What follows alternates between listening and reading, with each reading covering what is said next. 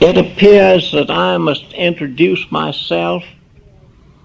I am Archibald Rutledge, for 24 years Poet Laureate of South Carolina.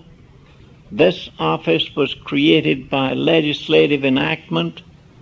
The Library of Congress has very generously and graciously asked me to make for our National Archives tape recordings of a good many of my poems from my 22 books of verse. In each case I shall give the title of the poem and shall make some personal comment about it. The listener, I believe, likes to know what association the poet has with each poem. Perhaps he may enjoy being lured by a story. The personal touch may mean as much to him as the poem itself. The friends in the library who have invited me to make these recordings have asked me to tell how, where, why each poem was written, what happened to me to move me emotionally. As a storm makes the waves to rise and the trees to toss their crests, so some emotional upheaval of either joy or sorrow usually produces a poem. At least it has been so with me. The angel in the pool of Bethesda never rose until the waters were troubled. Since earliest childhood, I have read, loved, and tried to write poems. In my judgment, especially in our day, a poem should be brief, clear, and poignant. And if it can possibly be beautiful, it should be. Poetry is an art, and I personally always associate art with divine beauty. One who listens to poetry or who reads it hates what appears contrived. He loves the truth coming straight out of the poet's heart into his own. With these ideas in mind, and I hope that they are right, I shall now begin the reading of the poems, making what comments seem appropriate. The first poem is called Strength. One day in the woods of my plantation, I paused to admire the superb strength and power of a giant live oak, which botanists had told me was at least 1,000 years old. While admiring its massive and craggy architecture, a symbol of might,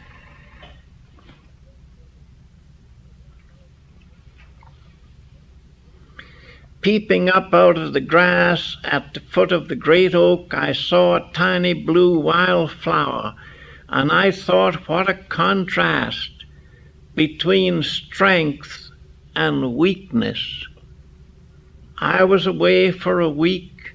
On my return, the giant oak lay shattered on the ground by a great storm, and the tiny blue wildflower was still peeping up out of the grass. Of weakness and of strength, how little can we tell? I thought the wildflower's bell, beside the great oak's hardihood, the frailest thing in all the wood. Yet in the storm the wildflower stood. It was the oak that fell.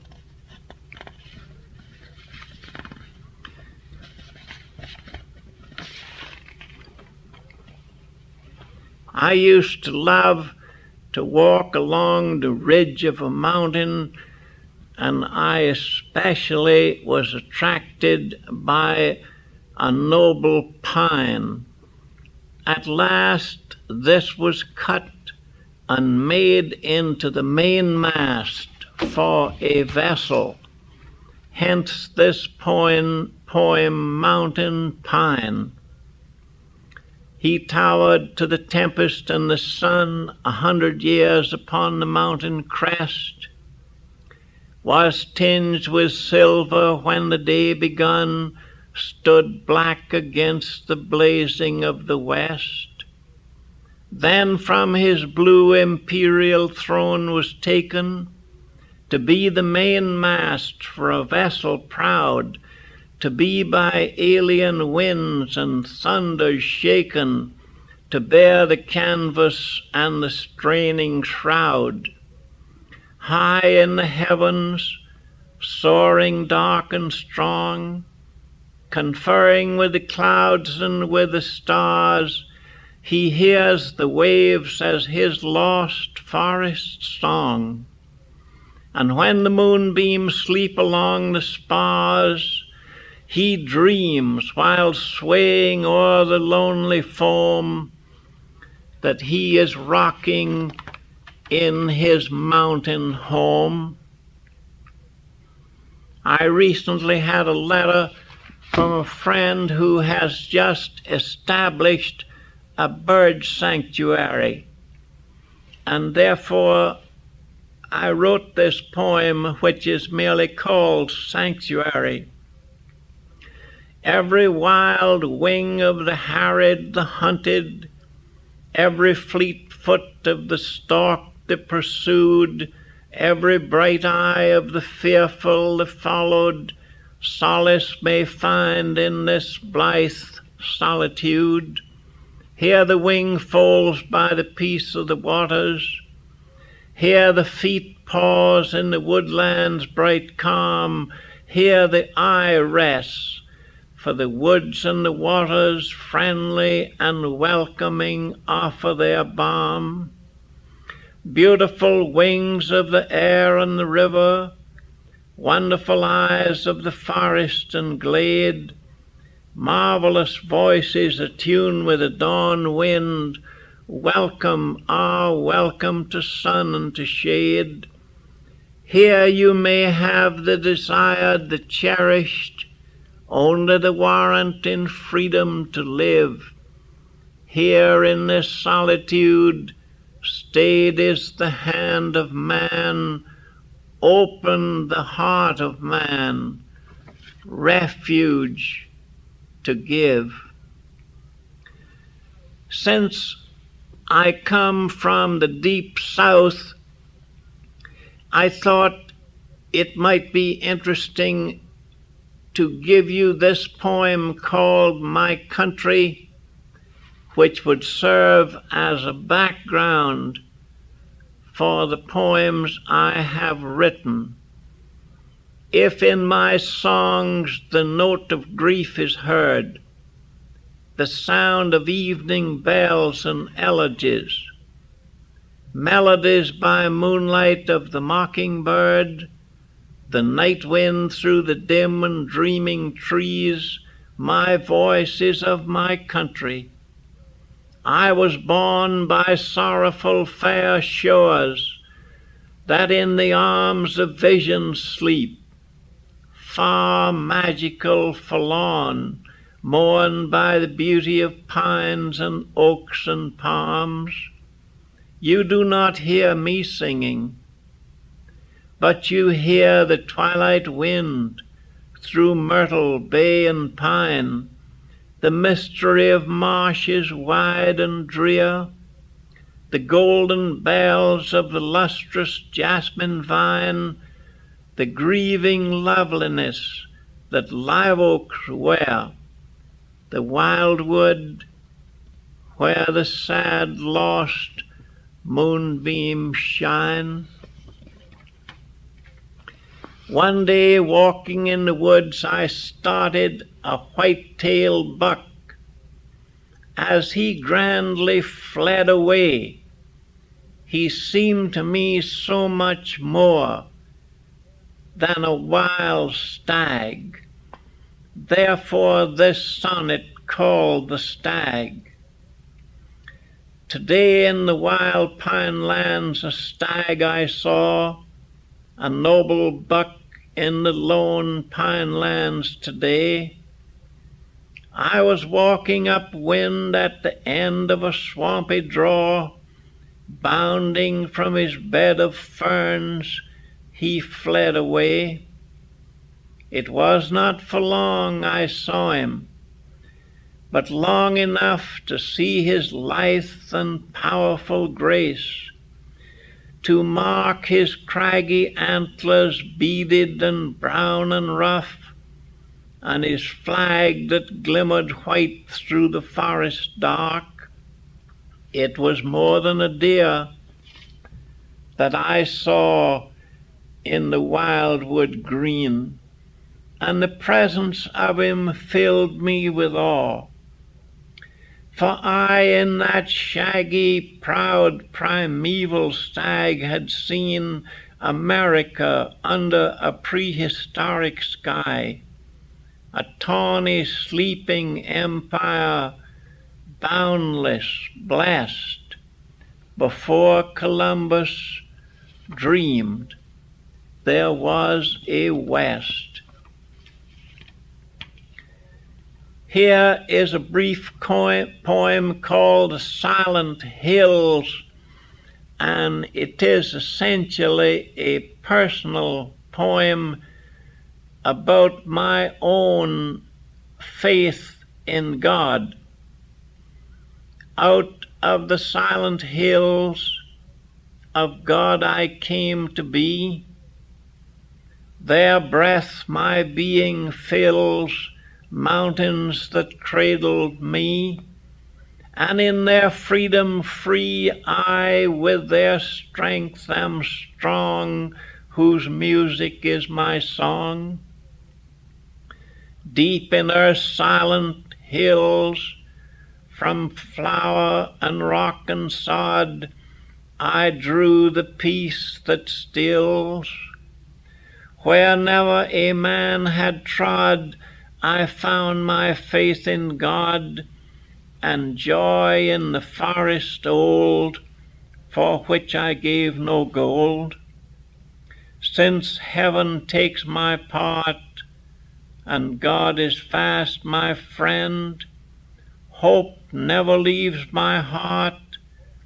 With joy my life I spend, faith keeps me to the end, to sleep whene'er God wills, deep in his silent hills.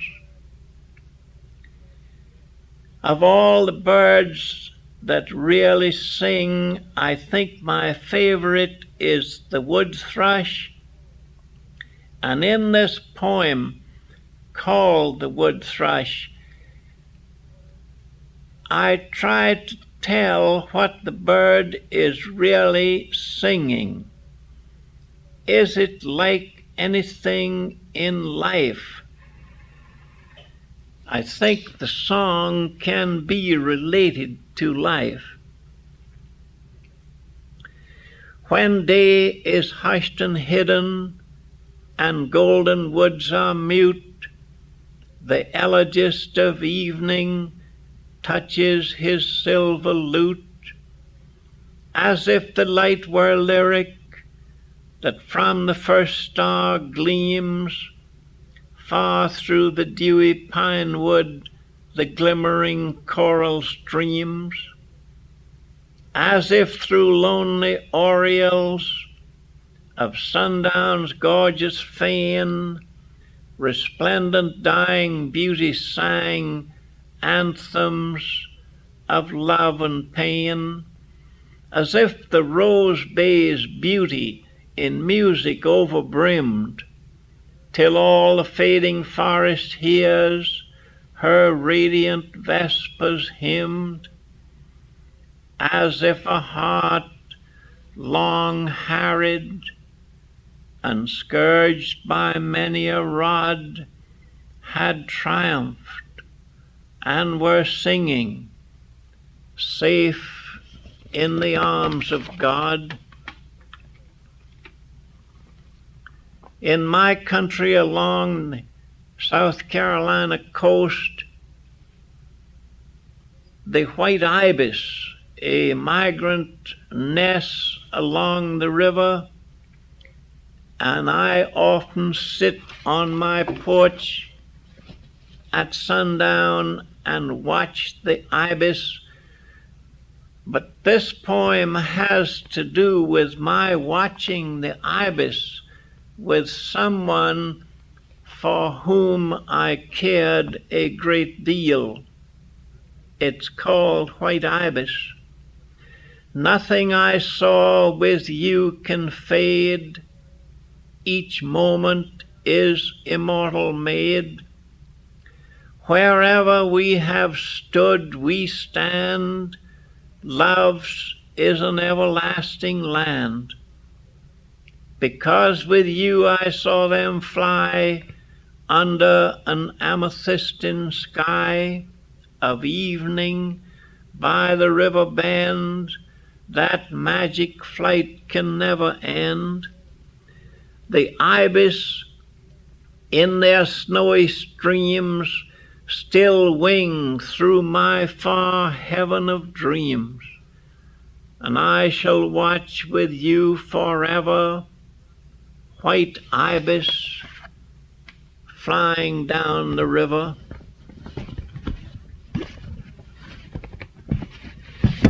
I had a friend who made a second marriage and brought his wife to his plantation home to live, where he thought he would have a grand time hunting and fishing. But she was a bridge player and a city woman, and so I wrote this poem about them called Exile.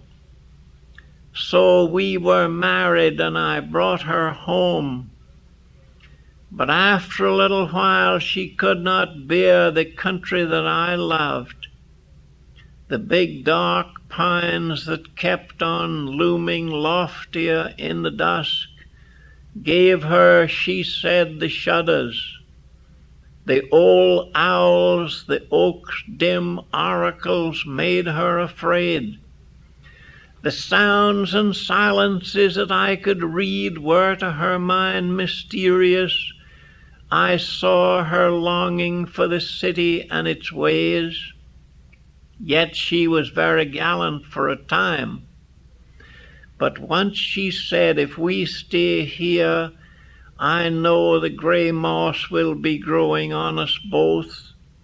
It takes a savage to love the wilderness, and you can't love it here as you love me. So from the old plantation cityward we came, leaving the hollies and the oaks behind, to sentinel the home that we had left, leaving the wild birds singing on the boughs of blossoming dogwood, how I envied them, leaving the niggers in the cotton laughing, the river flowing placid at our doors, the sibilant whisper of the growing corn, the hounds to hunt without my hearing them, the jasmine and the woodbine that would toss saffron and carmine showers stayed in air, the wild azalea flaming in the woods, we unbeholding, and I left my gun forever hanging lonely in the hall. About me now the buildings tower, the cries of many voices sound, but make no song for me, a woodsman lost in Babylon. And yet above me still the pine trees soar, and still I hear the music of their harps. I cannot see for all that I have seen the shadowy deer furtively stealing forth to roam the dewy country of the dark, the old wild gobbler that all night has slept in starlight, in this shrouded cypress crest, sail to the ground at sunrise in the wilds. And sometimes when the wind is in the south, I know I smell the jasmine in the swamp and hear the mallards clamoring in the marsh. The mockingbird has 2 seasons of song, one in the springtime and one in the autumn. He also sings by moonlight. Now, this poem called Mockingbird by Moonlight has more to do with a human being really than with the bird itself. Listening when loved ones no longer are near, what is the message of hope that I hear? What is restoring my heart to her throne? Only a mockingbird singing alone. Only a minstrel by moonlight rejoicing, yet in wild magic his melodies voicing, beauty that brings back a love that was gone, magical mockingbird singing alone, hymner of dreams and of vanished delights, singing alone when all else is the nights, bringing to me all the years that have flown, marvelous mockingbird singing alone. Plunged is the world in the silence of sleep, mystical out of the dark and the deep, telling of love that for death can atone, only a mockingbird singing alone. Hateful to me was the moonlight so fair, what saved my spirit from death and despair, waking my heart to the joy it had known, only a mockingbird singing alone. As perhaps you have noticed, all the poems that I have read so far have been about nature. I have grouped the poems in a certain sense, and the poems which follow have to do with human love, which in my judgment is the only thing which makes life worthwhile. I had a very precious friend who was visiting me, and one day I happened to ask her whether if I became ill she would come to see me. She went home, and about a month later I became ill, and she was 1,000 miles away. Here's a poem called Answered, which tells exactly what happened. From gladness and safety you turned at my cry, and you sped like a dove through the darkening sky. The night could not stay you, or danger delay you, whose far born was I. O greater than glory and nobler than fame, the thought that you heard me and loved me and came.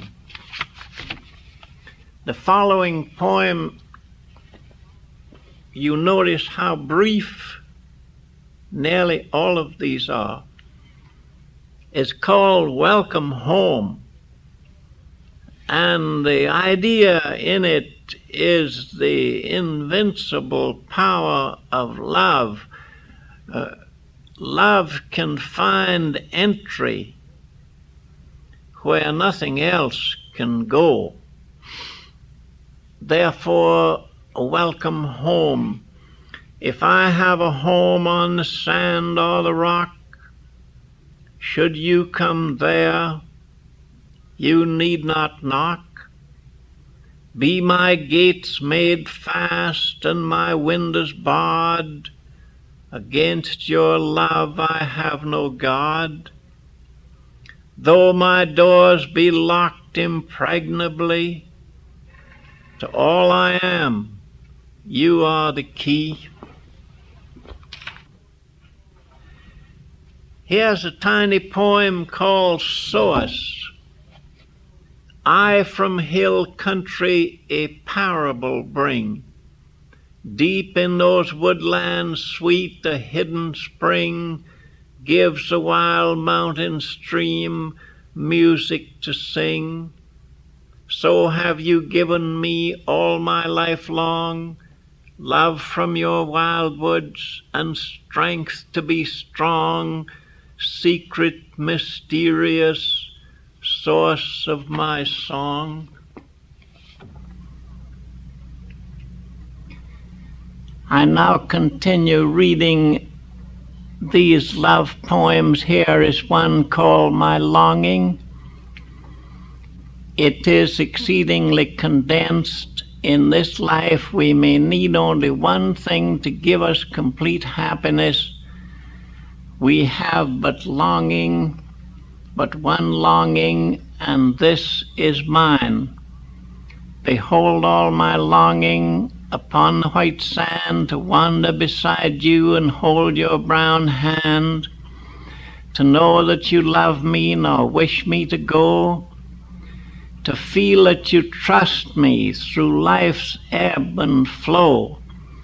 With stars on the sea rim, the wind in the south, the moon on the waters, your mouth on my mouth.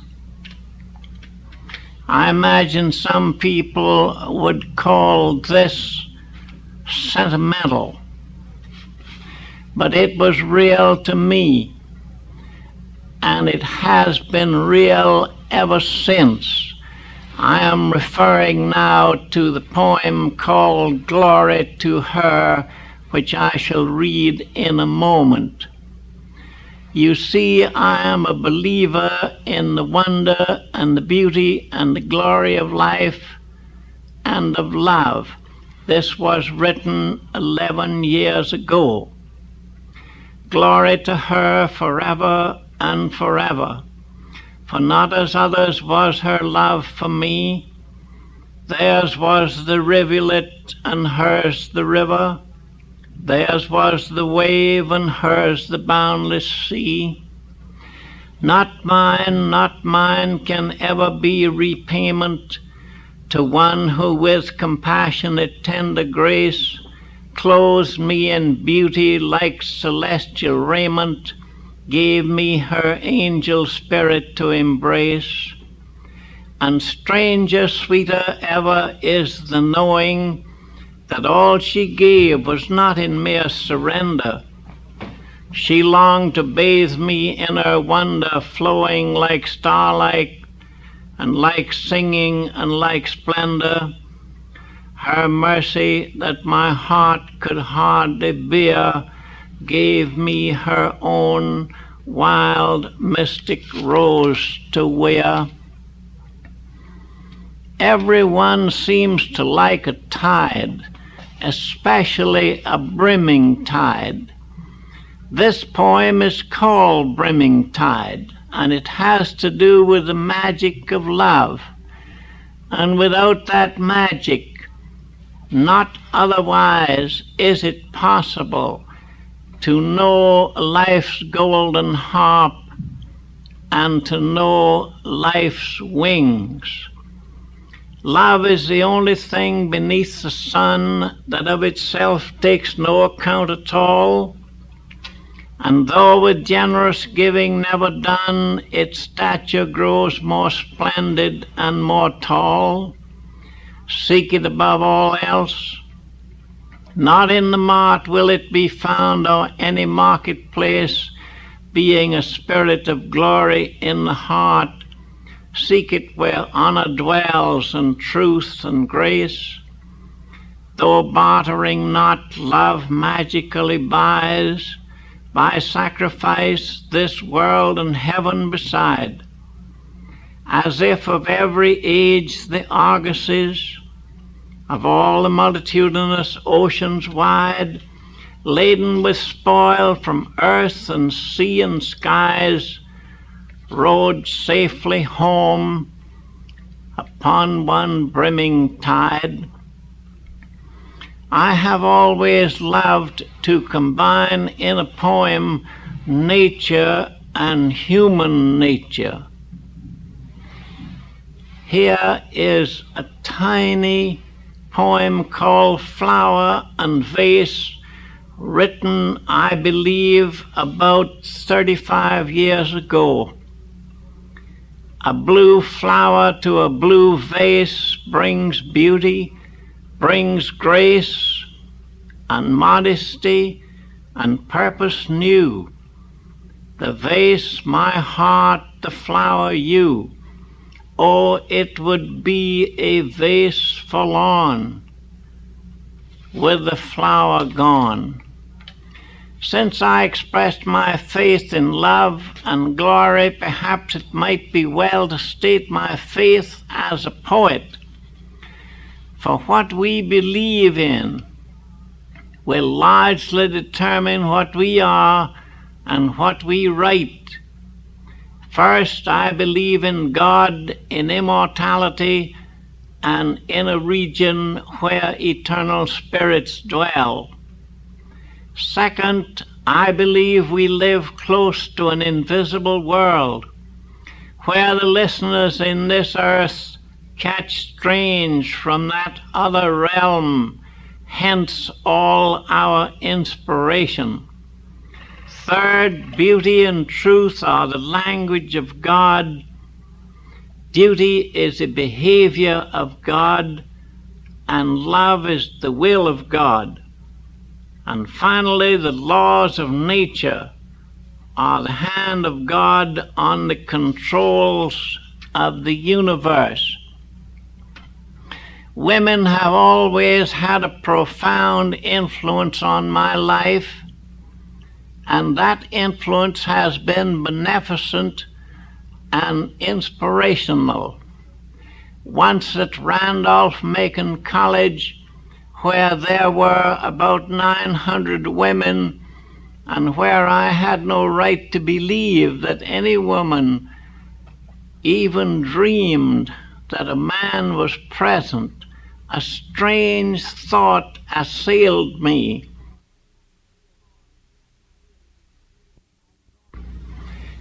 I thought of every woman as possessing the qualities of the day and also the qualities of the night. Hence this poem, Your Day and Night. Oh, well, I love the day of you, the radiant sunlit way of you, the laughter, lithe and gay of you, the morning and the May of you, your azure with its lark.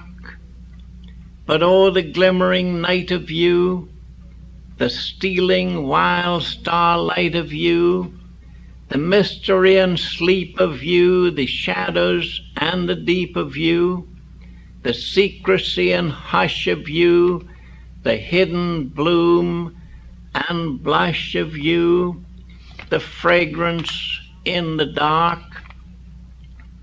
How often have I thought how arid and dry life would be without the river of love, and therefore I give you, deep river of my soul. How like the channel am a stream, of a stream am I, whence all the living waters are withdrawn, dry sand, bare rocks beneath the burning sky, and arid even in the misty dawn. The wild flowers die, the trees for mercy yearn, When tides of love through me no longer roll, from far and fragrant hills return, restore my life, deep river of my soul. Flow through me, beautiful waters, once again. Then will the sands like jewels shine, the shore its lustrous shade from foliage regain. The birds shall sing their melodies once more, and from the banks bright wildflowers will start, when your wild beauty brims my dusky heart. Especially in human love, God sometimes gives us more than we had ever expected. Before I wrote this poem, I believe I had been thinking of the Bulgarians who make attar of roses. It takes 7 wagon loads of roses to make 1 vial of the precious attar. This poem is called Attar.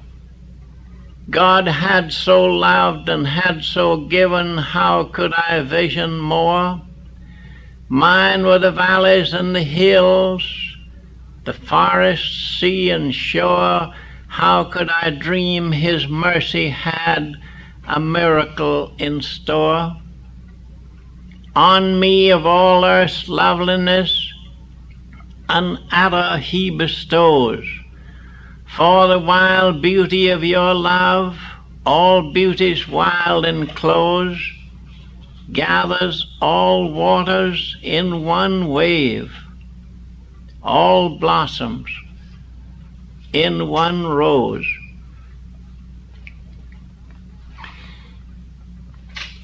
Sometimes, indeed very often in life, we are surprised, and occasionally we are surprised by beauty, and very occasionally by stunning beauty, as I was when I saw this lovely woman. This is called surprise. I never remember your beauty without saying, "Glory to God who brought you into being, who dreamed the miracle of your arraying, the pathway of my lonely pilgrimage. For me the aspect of all life you change, my journey with your tender grace waylaying, and even paradise you can presage. You are the mystic, beautiful and strange wildflower I had no dream of ever seeing, the answered prayer I had no thought of praying." Often a man wishes that he could really explain, perhaps to himself, why the woman he loves means so much to him. This is called the reason. Not for the mystic starlight of your eyes, not for the orient tresses of your hair, not for the body's beauty, like the sky's glory of dawn or sunset, nor the air of immortality in which you move, not even for your laughter in life's night, caroling your blithe spirit. These I love, but not for these are you my soul's delight. It is not for the way you turn your head, as if love turned to comfort and to bless. It is not for life's wine and for life's bread, graciously given to my loneliness. It is the glad surmise that wild and free the tenderest heart now beating beats for me. Here is a tiny poem called Road and Sea, in which the lover is pictured as a road and his sweetheart as the ocean. A road runs down through field and wood straight to the deep's eternity. It ends in beauty's solitude, where white-winged waves, wild, glad, and free, plunge on the beach with seashells strewed. No farther journey can there be. It ends in loveliness for me. I am the road, you are the sea. One day I was watching a compass, that mysterious mechanism that has a restless needle that keeps turning and is never happy until it finds the north. This poem, The Compass, was written about 20 years ago. Regard this compass, how veeringly the needle turns, yet ever northward yearns, and at the last will come faithfully home. Even so my love resembles the needle, for it turns to you and trembles. Perhaps if there is one quality in love beyond all others, it is constancy.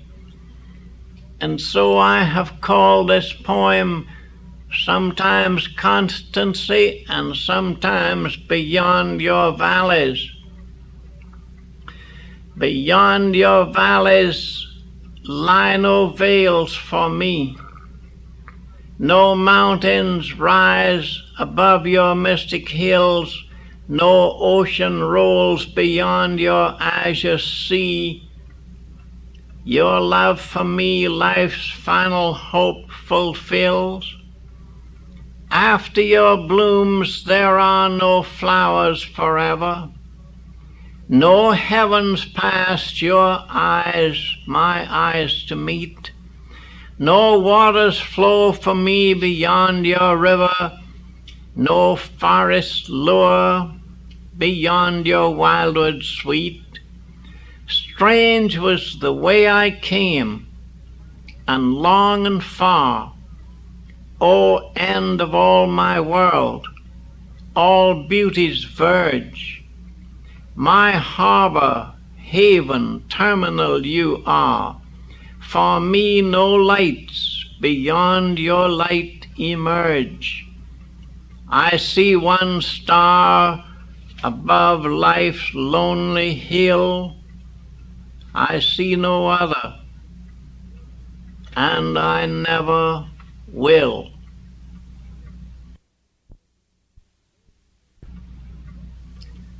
This poem is a story about a man in tragedy who turned to nature, and it didn't help him very much. And then he turned to human nature. It's called Allies. Imperious and dreadful need had I for friends to meet my foeman in the gate. I sought in nature whosoe'er was great, as henchmen whosoe'er had valor high. Of granite bastions shouldering out the sky, aid I implored against my imminent fate. Brave hills beheld my want importunate, and forest giants heard my rallying cry. But solitary with my foes malign I found myself. No armed and shaggy oak, no darkly splendid monumental pine, no hero mountain to my rescue woke. But when your little hand was laid on mine, all my enemies fell at a stroke. Again, the combination of nature and human nature will be found in this poem called Final Proof. Yet really this is a poem of faith and love, or a poem of God and love. I do not have to watch the wild waves rolling to consider the sea, when on its fabulous far beach in awe I am strolling, nor require the glory of the pageant of stars marching in such great beauty up heaven's blue hill, telling their story stately and still. I do not need some tremendous miracle to give me faith in God. A violet would do, or a spire of goldenrod, or a daisy or two. But if I had to have a magic and a wonder to rend my doubts asunder, to prove God true, that would be you. All my life I have loved children, and I shall now read you a few poems about children and about special children I have loved. The first is called Children. Their world is not our world. They, the dawn-hearted, they know a realm whence we have departed. Moonlit are all their streams, starlit are all their dreams. They walk where wonder gleams, through lands love charted. Their ways are not our ways, their sight ne'er wearies. They see the nymphs and elves, they see the fairies.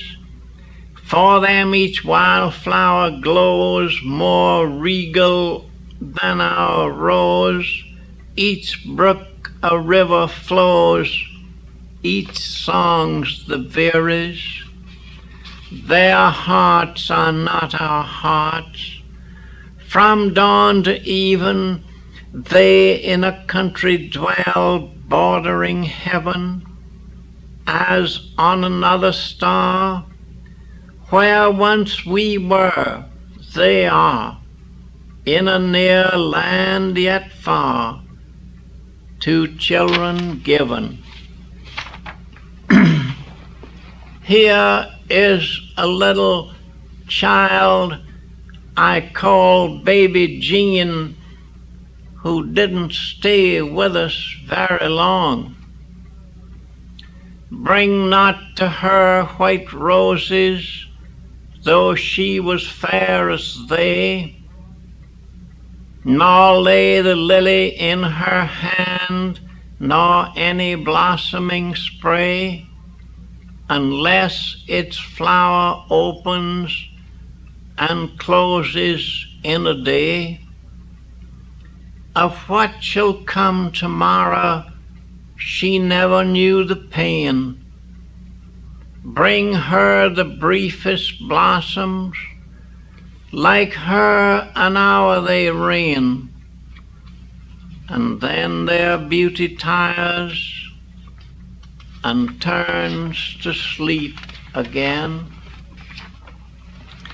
Here is a brief poem about a very tiny baby, perhaps only 2 months old. She means so much to us, and yet she doesn't know anything. Though hardly 2 months old, she brings wonder to life that laughs and sings. She looks at us with innocent eyes who are so worldly and so wise. She never saw a rose-red dawn, a buck, a doe, a spotted fawn, the dream the evenings builded on.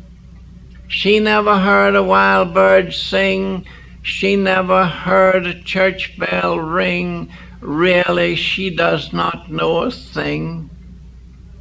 Yet though of life we know so much, and though her ignorance is such, yet after all the score is even.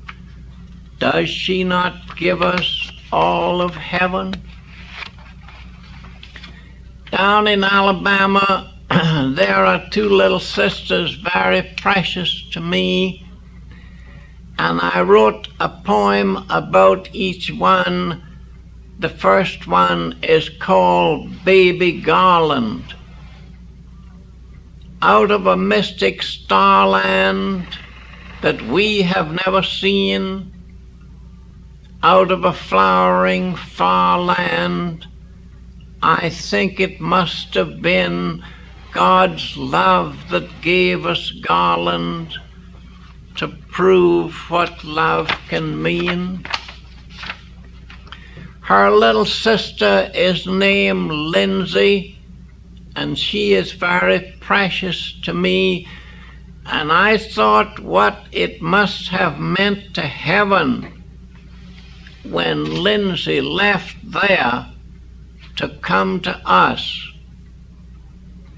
When you left your lovely home in the heavens to earth to come, little Lindsay, pansy-eyed, seraphs were dissatisfied, and the holy angels cried, for they love you and have lent you, and with joyous pride have sent you to make beautiful our days with your deep beguiling ways, to make mystical the night, being of our dark delight.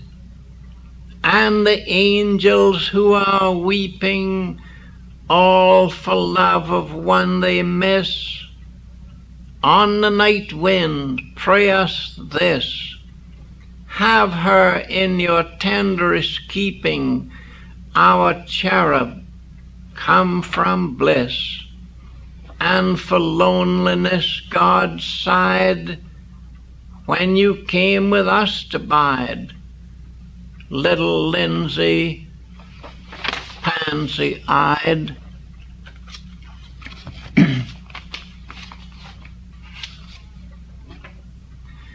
No other subject is so fertile a field for poetry as the relationship of men and women.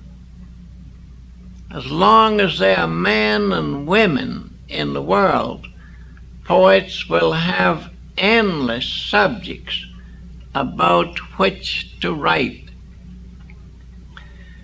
In this poem called After While, which I wrote about 10 years ago, I was thinking of a woman I loved, looking over one of my books of poems, especially looking at the poems that were written to her.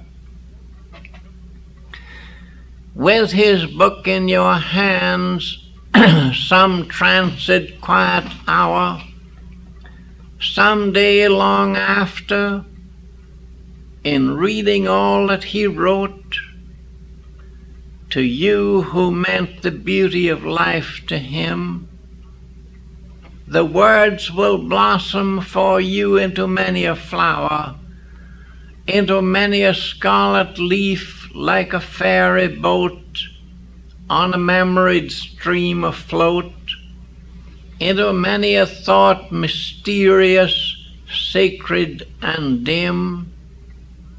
Then will you say, I know he loves me forever. He could not ever have written like this unless love were his will and his Lord, his purpose and high endeavor. And to me he gave the strength of his gentleness. Should not a woman be proud in her heart to know that another spirit could worship and love her so?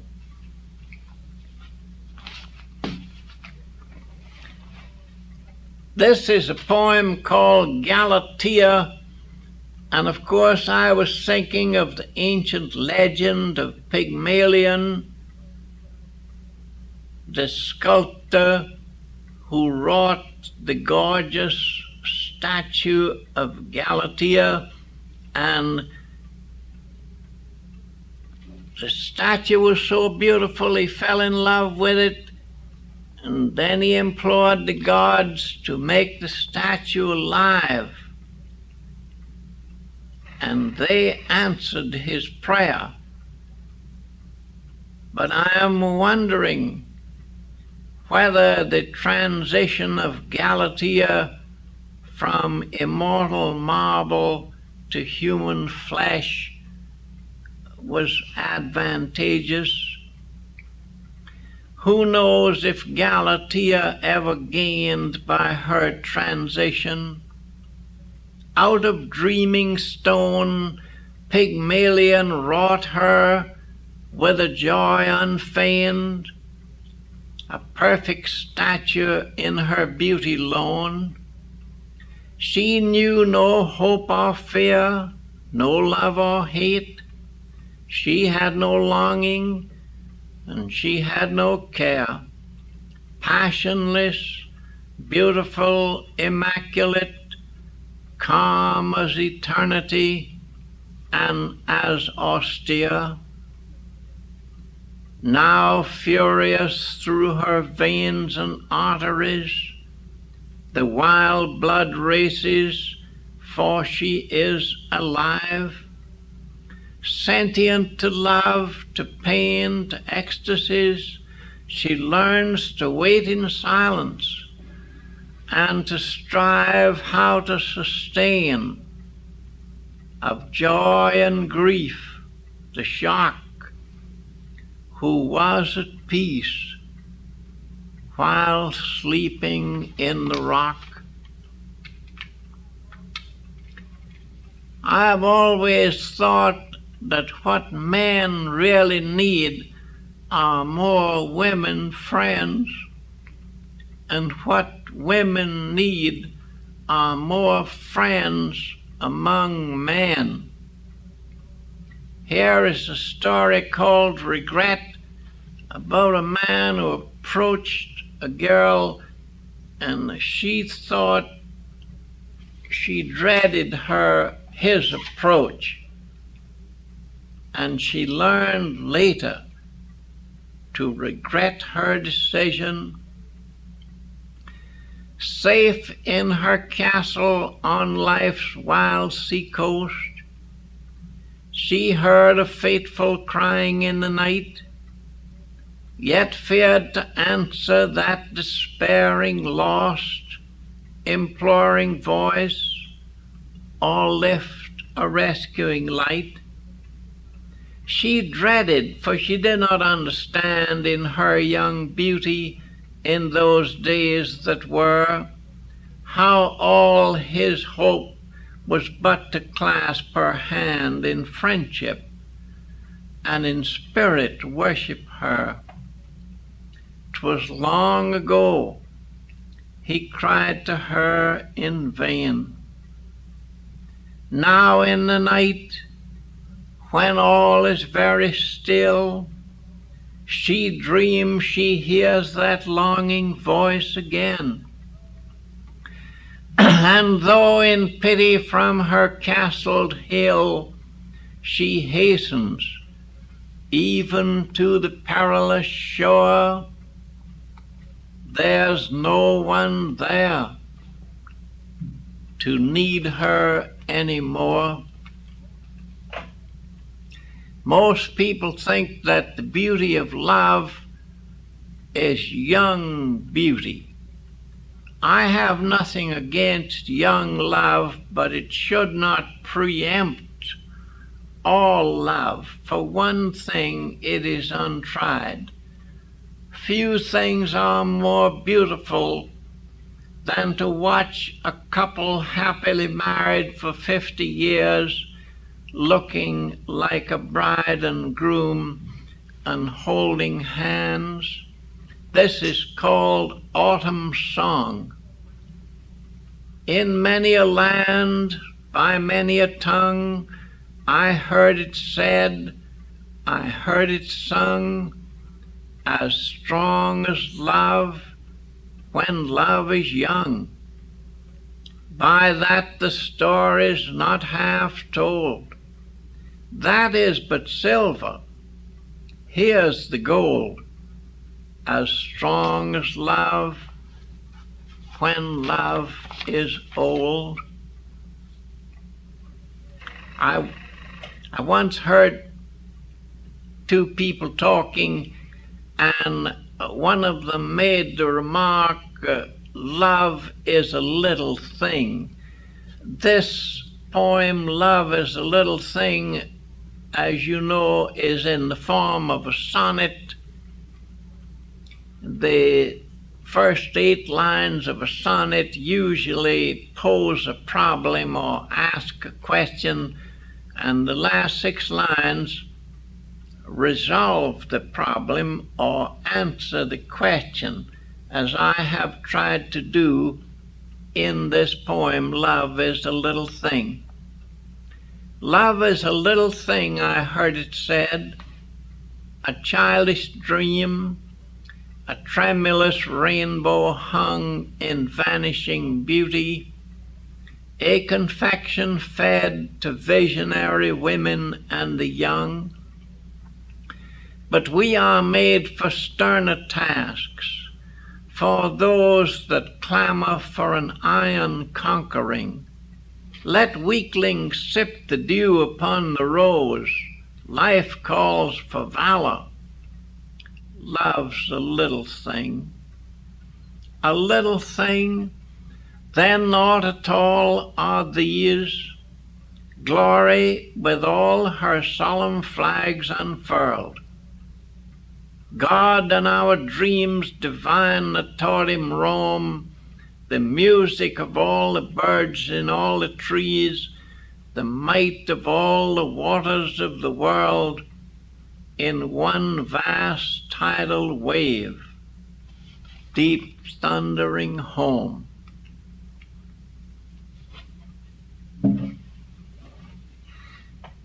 We often think of men being protected by women, and this poem shows that miracle. Nothing in the world, I think, equals the constancy of a woman when she is constant. This is called safe convoy. If in defeat he wandered through darkness deep and wide, from light and gladness sundered, how swiftly to his side her love would come to guide, safe convoy to provide. With shadows wild behind him, with night before to blind him. He knows whose love would find him and with him would abide. He knows whose arms would hold him, whose wings with joy would fold him, whose loyal love be told him, whatever may betide, whatever can betide. Wherever he may fare, there will be one to care. Whatever be his lot, one will forget him not. Oh, if he fall or stand, her love forever nigh, refuge and rest shall be upon whatever land, beneath whatever sky, beside whatever sea.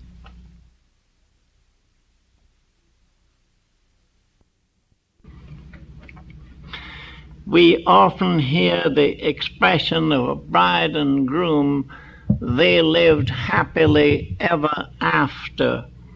But life isn't like that, and a poet must tell the truth. He must show that real love must share joy and sorrow equally. And so this poem mated. Now shall we have our joy that lovers said, the waitings and the partings all are done. Now shall our hearts by bliss be comforted, by joy alone, and so shall we be one. Love is the happiness that smiles at fate, being life's blossom of immortal birth. Some angel, dallying at the heavenly gate, let fall this dewy rose to dusty earth. Not joy alone, she said, shall be our song, nor rapture, nor the stars of bliss that shine, nor beauty, nor release from waiting long, for 'tis ordained we never shall divine how deep love is, how true, how passing strong, until my grief be yours, your sorrow mine. A lover often is inclined to give to his beloved what may be inappropriate or paltry. It is not really what she wants. It should be his purpose to discover what she most deeply desires and to give her that alone. And therefore this sonnet wants to his love, about a soldier who came home and brought all these treasures to his sweetheart, and she didn't seem to care much about them. Once to his love a conqueror returned from battles far away and perils drear, imagining that for his spoils she yearned, and would his triumphs and his trophies wear, yet found her but an artless fairy child, amid her blossoming garden well content, by all his clanging glory unbeguiled, and too naive to be magnificent. So to my soul I brought the splendid dust of victory, but wistfully she said, O lover, even now the moth and rust consume your gifts. Immortal things I need, that for eternity I may be strong. Give me a dream, a sacrifice, a song. I have a short section here on friends of mine who seem to deserve poems, and the first is a portrait painter. I suppose many people have gone through the ordeal of having a portrait painted. He came to my home and he stayed a week before he did anything. I walked with him and talked with him and read to him, and he did nothing, and I thought he had forgotten why he had come. Suddenly one morning he gave me a terrifying look, and he took up his brush and went straight to work. He gave me that clairvoyant look of genius. His wife said to me, my husband has had many tributes paid him, but no one has ever written a poem about him. Would you do it? And so I wrote Portrait Painter. The beauty of the flesh means nothing to him, for that is manifest as daisied meadows. The fragrant lure of bosom, eye, and limb charms not his genius. Deep in mortal shadows, sequestered in the midnight of the mind, veiled in the curtained heart, there is his goal, the buried treasure he is pledged to find, the wonder of the wild, mysterious soul. His task ends not with finding. Glorious lover, with vision of all limitation free, that its eternal grace we may discover, he gives that spirit immortality. The being God created, yet concealed by his unerring magic, stands revealed. I had 3 sons, and my youngest son seemed to be inclined to be a poet, and so I wrote this poem about him when he was quite young. It's called Young Poet. Out of the mists of crowds on the wild city's ways, suddenly his face shines, a star out of haze, a woodland fugitive, a wild flower in the mart, a wood thrush wandered with a wildwood heart. O solitary one, my brother, nameless I know you, and see life's wild black wave reared o'erthrow you, early forsaken, with white sail shaken. Out of your homeless eyes far violet visions shine, uncharted stars arise. You of the quest divine, that too is mine. I know, I feel, I see your desperate fealty, looking for blue flowers in the grime of life's street, listening for music where ramping hoofs beat. Far is the place, friend, faint is the gleam. Oh, yet I know you will follow the dream, its beauty and no other, gentle, invincible brother.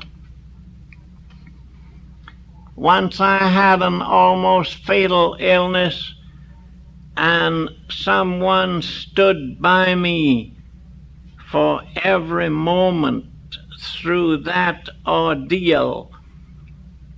And for that reason I wrote this sonnet, I bless the one.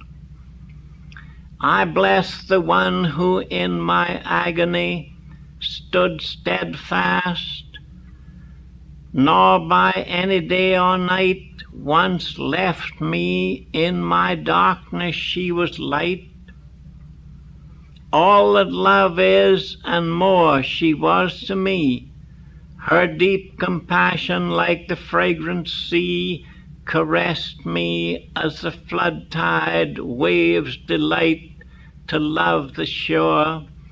Faithful and in my sight, with her I had no need of heaven to be. Mine was her valor, when I would have been helpless, had she not gloriously freed the falchion of my spirit, had not seen far off my foes, loved me and known my need. I watched in awe and wonder as between my life and death she strove to intervene.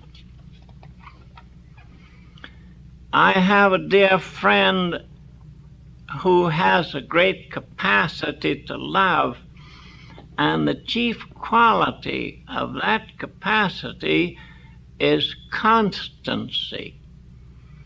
And therefore this poem, Constancy, written to this friend, of her one thing we are forever knowing: there shines not in the spacious sky above, or glows on earth, or on wild waters flowing, a wilder, deeper loyalty of love.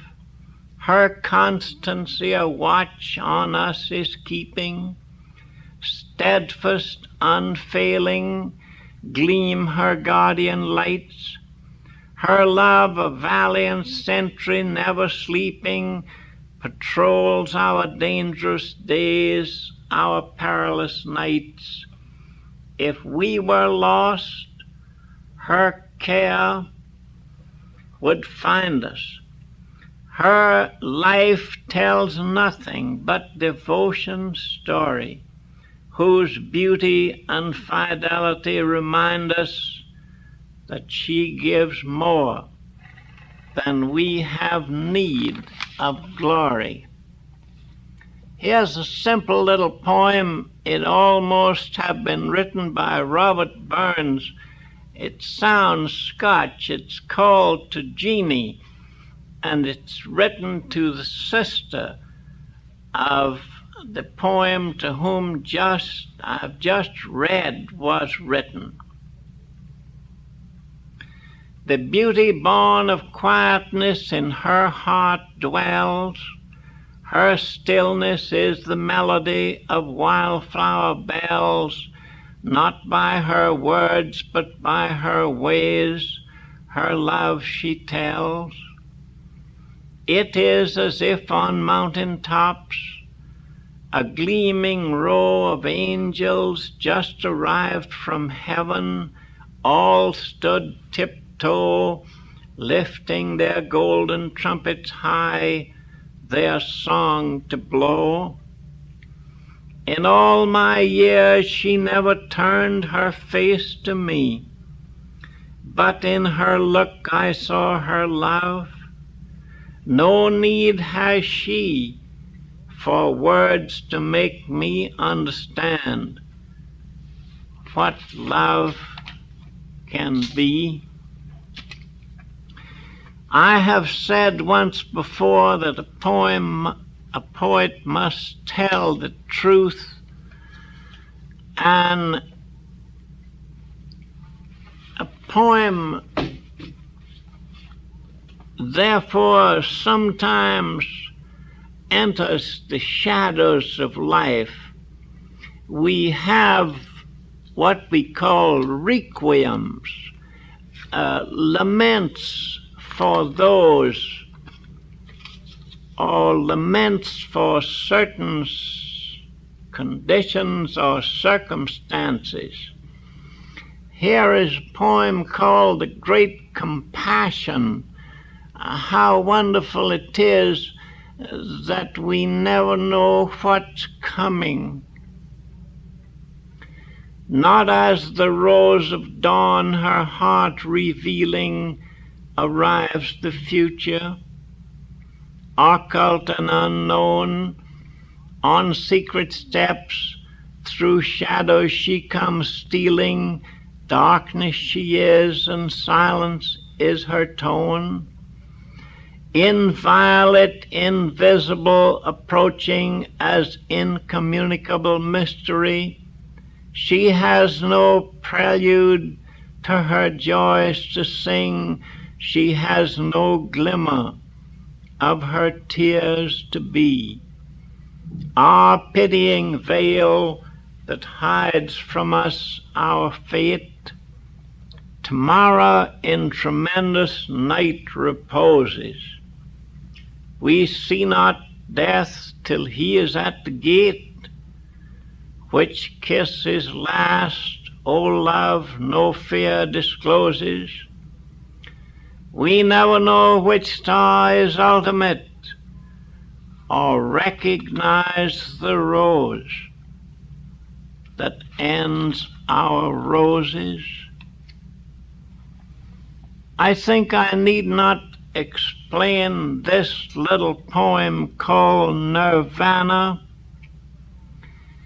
about a young mother who died, and she didn't seem to mind it very much. She had so much else in that land of light to which she had gone. My little silver locket you may have to keep. I wore it waking, but now I sleep. The ring I was wedded with, the gown I wore, I shall never, never need them more. My amethyst pendant, the brooch I loved best, you may have them all. I have rest. I have no care now for any of these. I have all things, having peace. My pretty blue taffeta, my shawl so gay, that were so dear to me yesterday, my rock crystal necklace and mother's cameo, that were my treasures from the long ago, and my gold bracelet, and my tall comb, my bright flower garden, my children, my home, there's not anything for which I pine. I have everything. Nirvana is mine. Even my true lover you may take from me. I am the bride of eternity.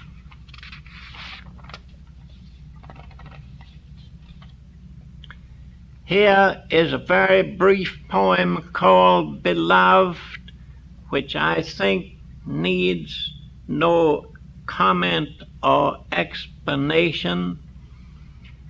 Yes, there is someone waiting at the door, but it is someone who will come no more. There is his footfall as it was before, echoing forever since he comes no more. Always listening, knowing it is vain, I hear a voice that will not sound again. Yes, there is someone always at the door, for it is someone who will come no more. I knew a lovely girl about to be married, but her sudden end of life changed all her plans. It was on that occasion that I wrote these lines called Requiem. Tender the flowers are over a face asleep, silent white moon and star their lonely watches keep. Softly the winds from far blow from the ancient deep. Bright year, what would you bring? What is your will? Wild birds that mate and sing, where on this hill perishing, perishing, beauty lies still. Winds of the ancient deep, night that descends, take her now in your keep. Be you her friends, now that she lies asleep, and my world ends. Here is sonnet called When the Wine is Red. It tells why a man left a banquet. A sudden memory came over him, and he just couldn't bear all the joy and gaiety of this occasion. Why from the banquet, when the wine is red, and beauty beckons with surrendering eyes, when joy and mirth their radiances shed, should I in anguish suddenly arise and into darkness go? The feast is young, the revelry is gay, it is not late, and many a friend with praises on his tongue and grace in his fond heart would bid me wait. But I renounce the glamour and the light, the wine of glory on the ground I pour, turning my face into the quiet night of fame and triumph. Would I dream no more? No more for me be any trumpet blown, since she who would have cared to hear is gone. A poet often has the curious experience of being called on to write something occasional or perhaps odd, and I have had that experience. I was walking with a nigger on the sea beach, and the full moon rose over the ocean, and he said, "Angels walk in the moonlight." And it struck me as so poetic that I decided to try to put into my language what he had so beautifully said. Angels walk in the moonlight, angel spirits of sleep, angel bringers of dreams, out of the dark and the deep their beauty eternal gleams, like silver music they love, they move angel spirits of love. Angels walk in the moonlight from bournes of mysteries across the closing the eyes that weep. They smooth the brow of care and calm the pulse's leap. Hushing the heart's despair, they sing to the thwarted will, "Peace, be still, be still." This occasional poem means a good deal to me for a singular reason. My father was a soldier, and when I began to write, he wasn't at all sure but that his little son was not doing something effeminate. And this is the first poem that he told me got him. He liked it. It's called Arrivals. The child who leaves that mystic cradling beneath his mother's heart, how can he guess of waiting true love's welcoming caress? What knowledge of his new world can he bring? What knows he of a mother's ministering?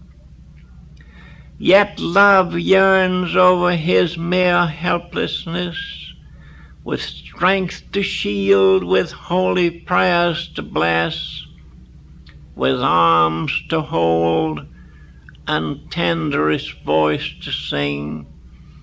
So when his feet upon life's western slope are setting toward that other world unknown, his heart shall be sustained by this sweet hope, that as to mortal days, naked, alone, weeping he came, yet found love's welcome here.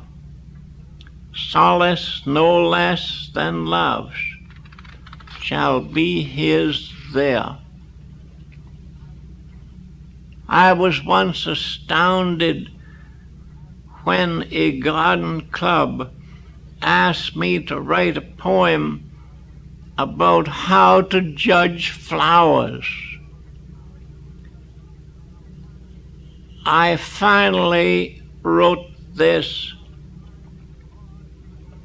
Lord, when I come to judge your flowers, summoned by duty to decide which blooms are fairest to behold, which blossom silver, which are gold, what skill has set them on their throne, be you my counselor and guide. Let me with justice like your own abide. With you I know I cannot err. Let me be worshipful and still. Oh, may I from your wisdom learn. Give me the instinct to discern how you would judge if you were I. Hold fast my hand. Lead me until my heart beats to all beauty by your will.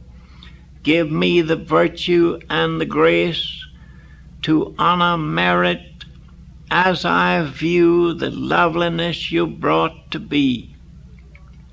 And with your insight let me see what is deserving of renown, and be so near it shall be true that I do not award the crown, but you.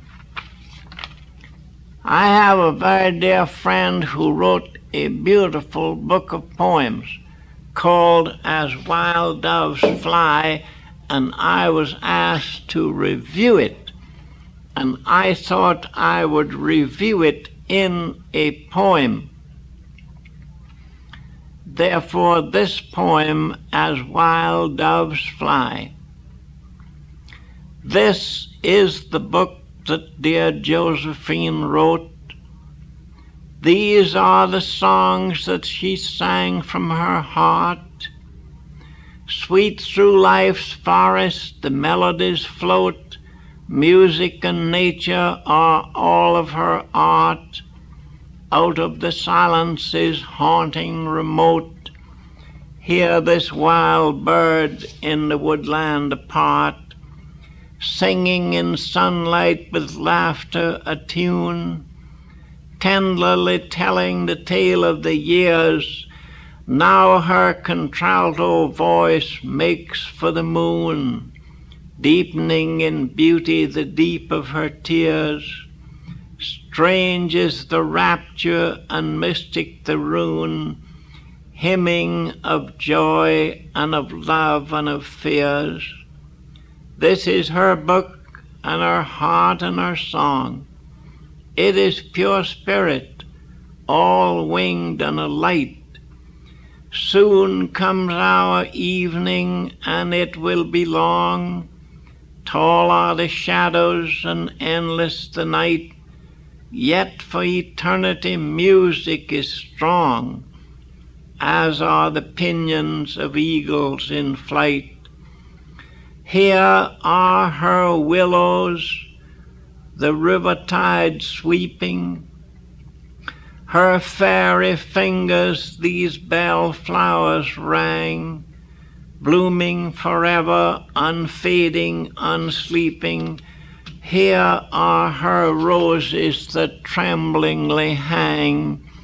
Safe are they now in eternity's keeping. These are the songs that dear Josephine sang. I have always been a lover of valor and of soldiers, especially since I had 3 of my own sons in the service. Here is a very brief poem called Soldier's Return. He came back just as he went. He hadn't changed at all. To the wilds and the wolves went my innocent son, to the jades and hyenas, my dear guileless one. By many a perfumed rose gateway to hell, by many a naked and vain Jezebel, by beauty betraying his honor unspent, his armor still burnished, he came as he went. Here is a sonnet called The Heart Citadel, of a soldier who was killed, but really he wasn't. I saw one weary, weaponless, alone, and no retreat and no advance he found, and all his hopes by hurricanes were blown by deepest hell. Yet did he hold his ground, his heart's high citadel. The foes erased, discovering him, could not discover fear. Dauntless, upon his doom I saw him gaze, and heard him challenge fate. Halt, who comes here? Oh, then I said, although his life is o'er, fate is defeated, though his victim falls. Frustrated death from this dark combat bore no trophy for his dim memorial halls. Behold, the citadel stands as before, with all its banners streaming from its walls. The following brief poem needs no explanation, since it's called In Korea. Somewhere in Korea, a helmet you'll find, a holes in the helmet before and behind. The head that it covered went deaf, dumb, and blind. His station you'll know not, his name never learn, who left his loved homeland and shall not return. His heart that was homesick no longer can yearn, for now he is sleeping and shall not awake. He's deep in a night land where day does not break. He's just a good soldier who died for your sake.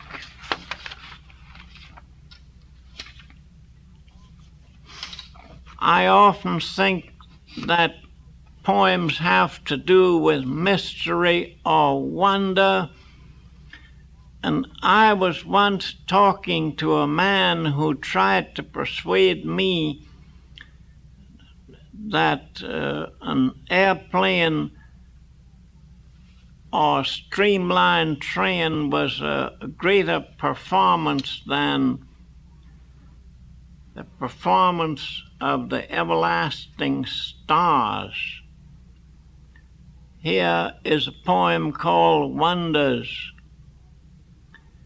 Across the continent at cyclone speed, a glimmering shuttle between coast and coast, so of man's latest triumphing I read, yet am unmoved by all this mortal boast.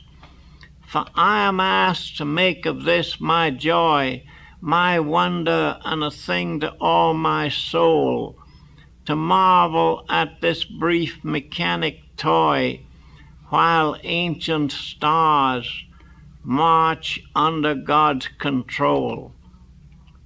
See how Capella dips below the verge on mighty wings of light.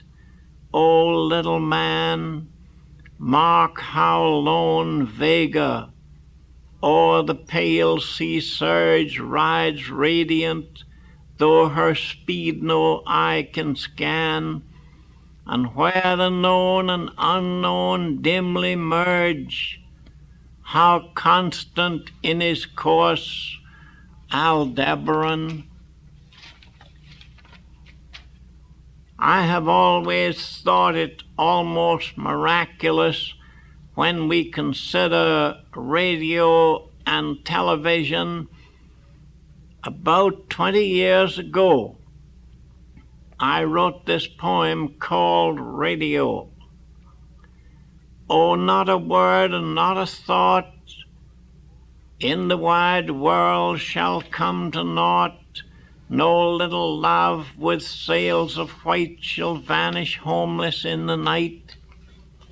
This wind that moves with fluting song my plumed and purple pines among shall wave dim palms in tropic nights, shall storm the white Himalayas heights. And every dream I mourn as dead or lost is lyrically fled out of my heart into another's, while I have taken home my brothers.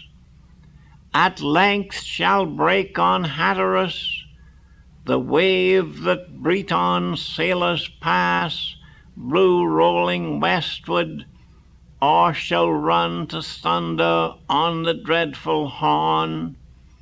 The tingling air is thrilled with spirit, the universe I can inherit, mysteriously great and near, creation's throbbing heart I hear.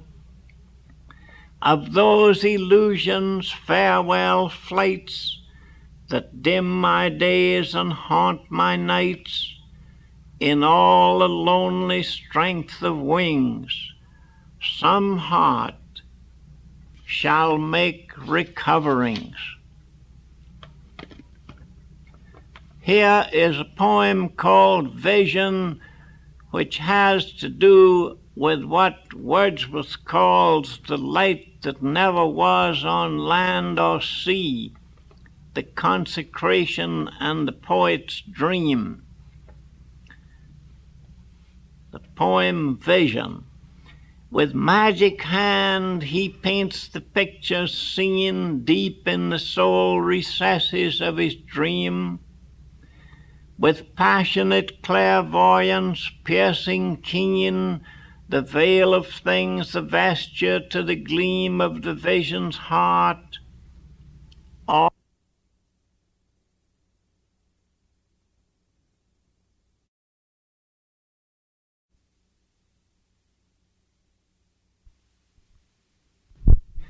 With passionate clairvoyance piercing keen the veil of things, the vesture to the gleam of the vision's heart. Or if a truth there be that he would tell us of life's wondrous story, he with the power of beauty and deathlessly will chant it forth with banners streaming glory.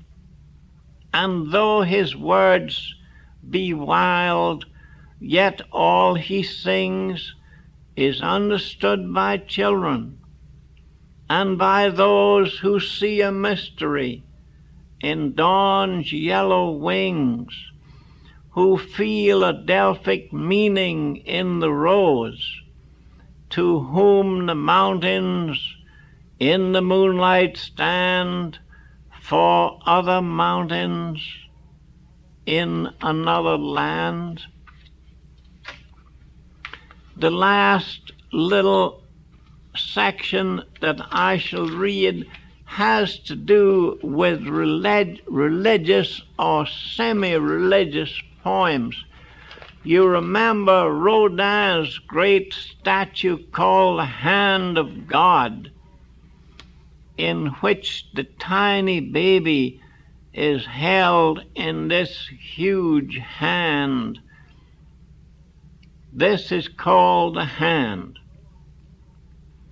Though I cannot understand, yet I trust and I believe from the same almighty hand all the stars their law receive, giving sun and moon their rounds, and the flaming comet bounds, where the ponderous planets roll, is the same divine control as I feel within my soul. To that dim, resistless wand, multitudinous worlds respond, and the love that sways Arcturus and the mightiest stars beyond makes the shore the wild sea's yoke, from the acorn rears the oak, lifts the wild flower's fragile grace, holds the thunder in his place, moors the darkly massive mountain to his granite tenon base, and the master over these for my heart a mandate holds, as for burning Betelgeuse, all the ancient music golden, all the august silence olden of the far primeval rhythm, in deep harmonies upholden by the will that never alters, by the hand that never falters. Here's a poem which has somewhat the same title, but it is entirely different in its theme. It is called In His Hand. Though life's thunders may appall, I shall never, never fall, if I stand in his hand, in the hollow of his hand. I shall fear me not at all in the vale or on the crest of life's ocean heaving breast, and with darkness on land, in his strength my strength shall stand, by his sight might to work his will, in his stillness to be still, Though my strength cannot avail, yet his power cannot fail. He who guides the heavenly host will not let me wander lost. He who does the stars command comforts and remembers me, holds my life by shore and sea as I stand in his hand, in the hollow of his hand. Here is a sonnet which has to do with the idea that we were preceded on this earth. I cannot escape the feeling that somebody went before us and prepared everything for us. Before we were, who through this country came? Whose are these flares and signals in the night? Whose seal is on the darkness and the light? Whose symbol on the shadow and the flame? The constellations in their song proclaim illustrious authorship on depth and height.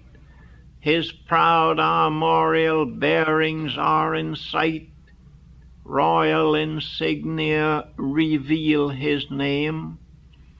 All beauty bears his signet and his crest. Upon the mountains and the sunrise shore his sign is set, and on the wild rose west the evening star is his bright semaphore. All glories to his glory must attest, acknowledging his sovereign signature. The last poem I read is very, very short. I think it is for all of us because it is a blessing of the evening. It is called The Sleeping West. The sleeping west is calm and bright, where tumult flamed is tranquil light. Oh, may you have a heart at rest, as quiet as the sleeping west.